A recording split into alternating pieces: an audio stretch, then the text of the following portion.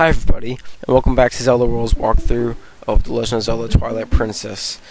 I am the Dongo Bomber, and I will be walking you through the second part of Ordon Village. This video is the second part of 5 in this chapter. I forgot to say that this chapter will have 5 videos in the last.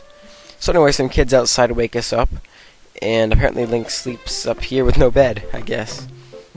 So go ahead and climb down the ladders, and there's really nothing you can do in your house right now, so you can continue outside to where the kids are.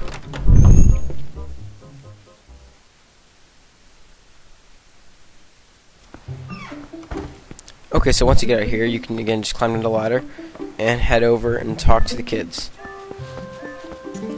Now, the one you're talking to right now who just went, ah, his name is Tallow.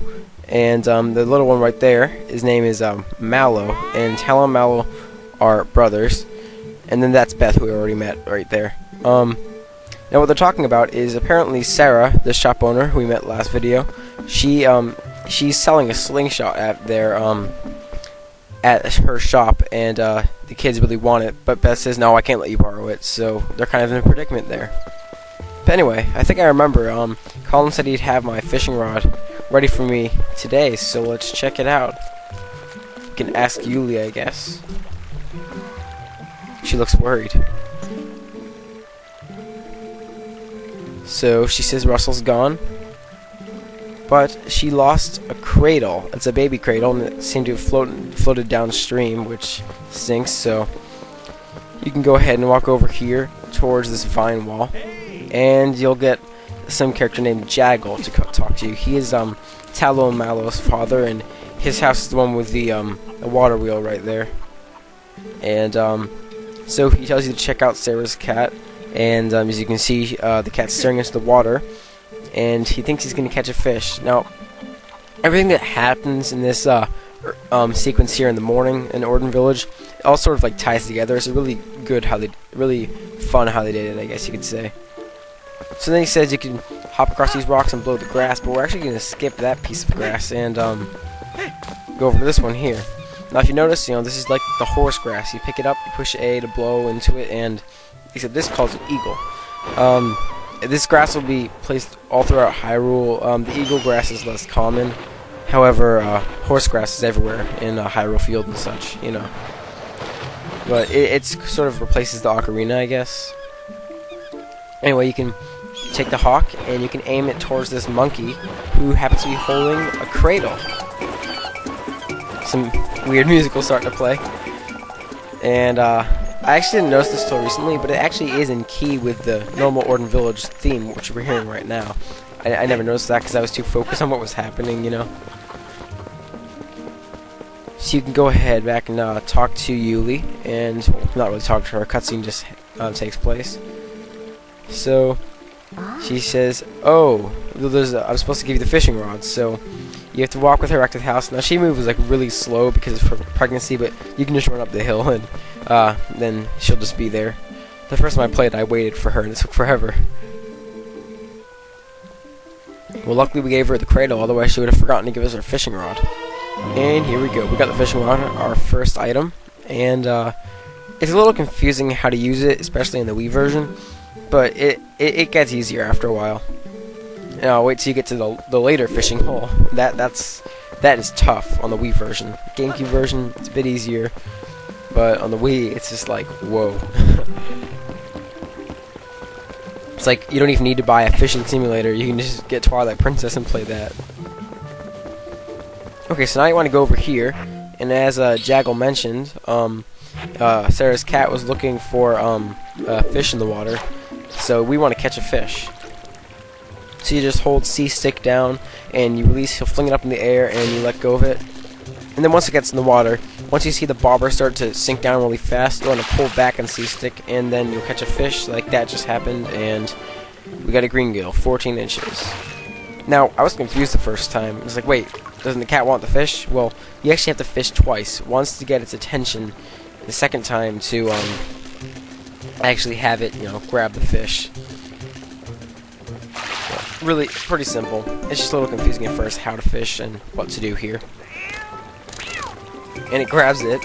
More annoying music, and Link's like, what the heck? We have to watch this cutscene play out. No big deal though. This is like the one cutscene you can't skip in this game actually. You can skip most cutscenes except for this one. Obviously you know where to go. Okay, now before we go into Sarah's shop, well, if you'd gone in before you rescued the cat, you couldn't buy anything because she'd be too sad.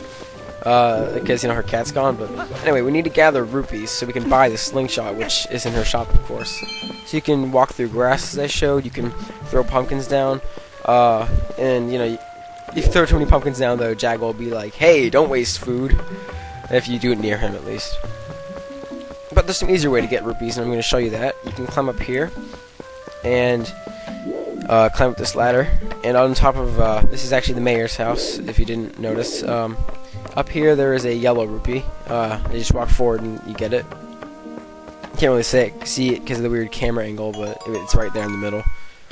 So yellow is worth 10, and some more hawk grass. You can just pull that up, and now you can't use hawks to grab rupees, but what you can do is use the hawk to grab the chicken, or the cuckoo as they're called in Zelda. And you can use it to grab the cuckoo, and you can fly over to this ridge and grab some more rupees, another yellow rupee. And so you just grab the cuckoo, and it's kind of funny. He just brings it up to you. And I love how they flip out like all the cuckoos when you're holding them, but they never try to get out of your grasp. So anyway, another 10 rupees right there. And so you just really need 10 more, but there's another 15 you can easily get. Now if you talk to Hench, you'll find out that he is trying to get this bee's nest off the tree because yeah, his wife's been hassling him, and they want to get bee larvae for the shop, but he can't figure out how to get it down. So Jaggle told you earlier about the grass right next to him, on the pillar next to him, and so you can jump across and use that, and that way you can knock down the bee's nest.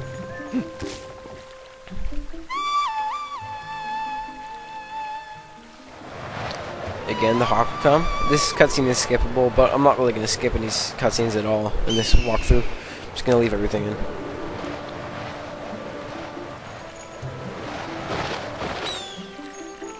Okay, so you just send it right back up at the hawk's nest. Easy enough. I mean the hawk's nest, I mean the bee's nest. Whoops. Send the hawk at the bee's nest. The bees won't attack you now, but if you were to like shoot the slingshot once you get it at the bee's nest, then they would attack you if you get any closer than the hawk there. But okay, they actually do quite a bit of damage to you when you have no shields or anything to protect you. You just have yourself, you know, in this state here. I just wish Link climbed the vines a bit faster, like in Ocarina of Time, you know. He just, you know, kind of zoomed up them. It wasn't unrealistic, but in this, they really slowed it down. It's not a big deal. But still. Okay, so this you want to be very careful, otherwise you'll fall off and have to climb all the way up again. You want to get the blue one first, it's easier. And carefully walk back. And you can make a running start for this one once the camera's behind it, and then jump off like that, and you can get it. Alright, then you can go right into Sarah's house, and the music will be all happy and like the normal shop music throughout the game. If you walked in here earlier, she would have been actually kind of sad, and you wouldn't be able to buy anything. But she thinks that her cat caught the fish all by itself. What happened apparently was that the cat, you know, took the fish for dinner the night before and felt bad, and Sarah said to get outside the house. But anyway, you know, so brought the fish back. She's happy, and she gives you a bottle full of milk. Now the milk is kind of useless; it only replenishes 3 hearts. But she gives you the empty bottle, and that you can put anything in. You can get up to 4 in this game. But yeah, so you buy the slingshot. She says, wait a minute, you're too young, you're too old for this, it's for kids, but she lets you buy it anyway, as long as you promise to play, let the kids play with it. So now we have the slingshot and an empty bottle. We're racking up on items here.